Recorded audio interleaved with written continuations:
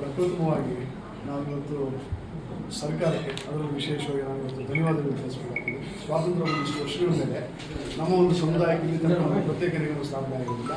ಸನ್ಮಾನ್ಯ ಮಾಜಿ ಮುಖ್ಯಮಂತ್ರಿಗಳಾಗಿರ್ತಕ್ಕಂಥ ಸಿದ್ದರಾಮಯ್ಯ ಸಾಹೇಬರು ಮತ್ತು ಇವತ್ತಿನ ಏನು ನಮ್ಮ ಮುಖ್ಯಮಂತ್ರಿಗಳಾಗಿರ್ತಕ್ಕಂಥ ಡಿ ಕೆ ಶಿವಕುಮಾರ್ ಸಾಹೇಬರ ಒಂದು ನೇತೃತ್ವದ ಸರ್ಕಾರ ಅಧಿಕಾರಕ್ಕೆ ಬಂದ ಮೇಲೆ ನಮ್ಮನ್ನು ಕಂಪ್ನಿ ಆ್ಯಕ್ಟಲ್ಲಿ ಡಿಸೆಂಬರ್ 21, 2023ಕ್ಕೆ ನಮ್ಮನ್ನು ಅಧಿಕೃತವಾಗಿ ಕಂಪ್ನಿ ಆ್ಯಕ್ಟಲ್ಲಿ ನಮ್ಮ ಒಂದು ನಿಗಮವನ್ನು ಕರ್ನಾಟಕ ರಾಜ್ಯ ಕಾನೂನು ಅಭಿವೃದ್ಧಿ ನಿಗಮವನ್ನು ದೆಹಲಿಯಲ್ಲಿ ರಿಜಿಸ್ಟರ್ ಆಗ್ತದೆ. ಡಿಸೆಂಬರ್ 21, 2023 ಡಿಸೆಂಬರ್ ಅಂದರೆ ಸರ್ಕಾರ ಬಂದು 5-6 ತಿಂಗಳ ಮೇಲೆ ಅಧಿಕೃತವಾಗಿ ಈ ಸರ್ಕಾರ ಬಂದಿದೆ ಅಧಿಕೃತವಾಗಿ ರಿಜಿಸ್ಟರ್ ಆಗಿರ್ತದೆ.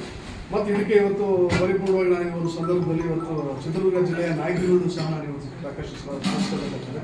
ದಿವಂಗತ ಸುಧಾಕರ್ ಸಾಹೇಬರು ಇರ್ಬೋದು, ಮತ್ತು ಇವತ್ತು ಇದೇನು ಈ ಕ್ಷೇತ್ರದ ಶಾಸಕರು, ಜನಪ್ರಿಯ ಶಾಸಕರು, ಸರಳ ಸಜ್ಜನಿಕೆಯ ಶಾಸಕರು. ಯಾಕಪ್ಪ ಅಂದರೆ ಸರಳ ಸಜ್ಜನಿಕೆ ಅಂತ ಹೇಗೆ ಹೇಳ್ತೀವಿ ಅಂತಂದರೆ, ನಮ್ಮ ಇವರು ರಘುಮೂರ್ತಿ ಸಾಹೇಬರು ನಮ್ಮಲ್ಲಿ ಒಂದು ಉಪಚುನಾವಣೆ ಇರ್ಬೋದು, ಹಲವಾರು ಸಂದರ್ಭಗಳಲ್ಲಿ ನಮ್ಮ ಒಂದು ತಾಲೂಕಿಗೆ ಬರ್ತಿರ್ತಾರೆ. ಅದರಲ್ಲೂ ವಿಶೇಷವಾಗಿ ನಮ್ಮ ಟೋಲ್ಗೇಟಲ್ಲಿ ಪಾಸ್ ಆಗಬೇಕಾದ್ರೆ ನಮ್ಮ ಹುಡುಗರು ಸಾಹೇಬ್ರನ್ನ ನಿಲ್ಲಿಸದೆ ಅಂತೂ ಹಾಗೆ ಕೆಲಸಗಳು. ಸೊ ಹಾಗಾಗಿ ಅಷ್ಟೊಂದು ಯಾರೇ ಒಂದು ಹುಡುಗರು ಕೈ ಅಡ್ಡ ಹಾಕಿದ್ರು ಸಹ ನಿಲ್ಲಿಸಿ ಒಂದು ಮಾತಾಡಿಸ್ತಕ್ಕಂಥ ಒಂದು ಸೌಜನ್ಯ ಅವರ ಒಂದು ದೊಡ್ಡ ಗುಣ. ನಿಜವಾಗಿ ಇವತ್ತು ಎಲ್ಲರ ಒಂದು ನಾಯಕರ ಒಂದು ಪರಿಶ್ರಮ ಇವತ್ತು ನಮಗೆ ನಿಗಮ ಸ್ಥಾಪನೆ ಆಗಿದೆ. ಮತ್ತು ನಮ್ಮ ಒಂದು ಸಮುದಾಯಕ್ಕೆ ಇವತ್ತು ಕಾರ್ಯಕ್ರಮಗಳು, ಇವತ್ತು ಗಂಗಾ ಕಲ್ಯಾಣ ಇರ್ಬೋದು, ನೇರ ಸಾಲ ಇರ್ಬೋದು, ಮತ್ತು ಸಾರಥಿ ಯೋಜನೆ, ಮತ್ತು ಅರಿವು ಶೈಕ್ಷಣಿಕ ಅಂತ ಹೇಳಿದ್ರೆ ಕರ್ನಾಟಕ ಎಜುಕೇಷನ್ ಅಸೋಸಿಯೇಷನ್ ಅಂಡರಲ್ಲಿ ಯಾರು ಎನ್ರೋಲ್ ಆಗಿರ್ತಾರೋ CET ಸಿಸ್ಟಮ್ ಮುಖಾಂತರ ಅವರಿಗೆ ಪ್ರತಿ ವರ್ಷ 1 ಲಕ್ಷ ರೂಪಾಯಿ ಇಂಜಿನಿಯರಿಂಗ್ ಮತ್ತು ಮೆಡಿಕಲ್ ಮಾಡ್ತಕ್ಕಂಥ, ಮತ್ತು ಅದಲ್ಲದೆ ವಿದೇಶಿ ವ್ಯಾಸಂಗ ಮಾಡ್ತಕ್ಕಂಥ ಮಕ್ಕಳಿಗೆ ಪ್ರತಿ ವರ್ಷ 25 ಲಕ್ಷ ರೂಪಾಯಿಯನ್ನು ಕೊಡ್ತಕ್ಕಂಥ ಒಂದು ವ್ಯವಸ್ಥೆಯನ್ನು ನಮ್ಮ ಒಂದು ನಿಗಮ. ಅದಾದಮೇಲೆ ಈಗ ಇತ್ತೀಚಿನ ನಾವು ಅಧ್ಯಕ್ಷನಾಗಿ ಬಂದ ಮೇಲೆ ನಮ್ಮ ಒಂದು ನಿಗಮದ ಒಂದು ಟ್ರ್ಯಾಕ್ಟರ್ನು ಸಹ ಕೊಡಬೇಕು ಅಂತ ಹೇಳಿ ಒಂದು ವ್ಯವಸ್ಥೆಯನ್ನು ಮಾಡಿದ್ದೇವೆ. ಮತ್ತು ಅದ್ರ ಜೊತೆಯಲ್ಲಿ ಹೊಲಿಗೆ ಯಂತ್ರಗಳಿದ್ದೇವೆ.